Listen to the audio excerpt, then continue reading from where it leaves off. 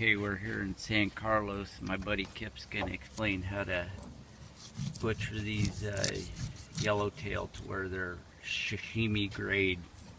The yellowtail we save those. Yeah, they're really nice. We put those in there. They can be smoked, used as fish stock, used in soup, all kinds of things. After we've gutted and gilled our fish and cleaned out the abdominal cavity real good, we want to cut them, minimize all the blood that can cross-contaminate our fillets.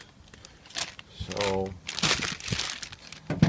I have a knife, one serrated knife, kind of helps me cut to the bones, helps keep my pointed more fillet knife nice and sharp. I'll try to anyways. These fish got tough skin, tough hides.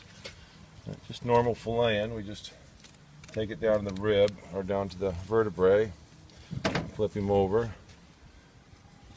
I like to do both sides first because the fish is level. You know what I mean? If you take one side off completely, then it seems like it's more difficult for me to run my knife along his vertebrae and find that spot. Flip him this way. Just keep your blade pointed towards the carcass here. Once I have that, I flip this side. So I got both sides cut, both on the top, the dorsal, and the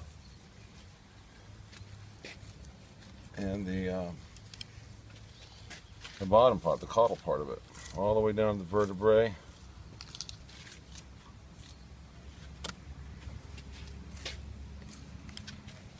All right, pull the tail a little bit, poke a little knife with that, get me a finger hold.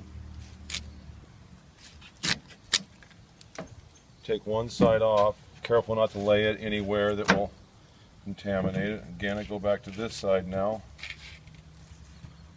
Cut myself a finger hold. I can hold on to it. Take that piece off. That's pretty well done. Yep. Okay. Not much waste there. Throw that away. I use my serrated knife again to cut these into chunks first so that I can take off the skin and leave the dark meat on it so the dark meat doesn't contaminate it, whether it's bile or dark meat. And I just take off the tendons. This is mostly tendon back here anyways. And I go on either side of the lateral line or the oil line, whatever you want to call it. And it just trims up. They're nice. I don't have to pre-trim them. They're ready to be packed. They're cut into edible sized portions. Never that touches way. Any other surface. No. And then I take this, again, we run that down along the ribs. I start that why it's a bigger piece, it's easier for me to handle. This part here forward of the gill plate. I'll cut them into chunks again just before so that I can easier trim to the dark line and try to minimize any waste. That's a gaff shot, but anyways, I'm going to try to trim it back anyways a little bit too. Once you pull these perfect little, well, that one got a little dark on it. Let's see. So I'm going to trim it before I throw it in the bag, but it's a nice little piece. And then trim this dark meat here. This side comes off real nice. So you just get a nice big chunk of meat.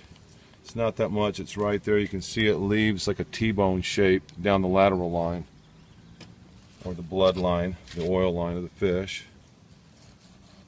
Trim that. Like so. And here is the belly toro. Look at that. Yep. That is beautiful. Sashimi right there. That is ready to go. So that's basically how I do a fish, and the other side will go the same. Yeah, beats going to the cleaning station and contaminating all your fish. Yep. So that's it. There we go. All right. How Kip likes to fillet his yellowtail to keep them sashimi quality grade fish. Excellent. Yep.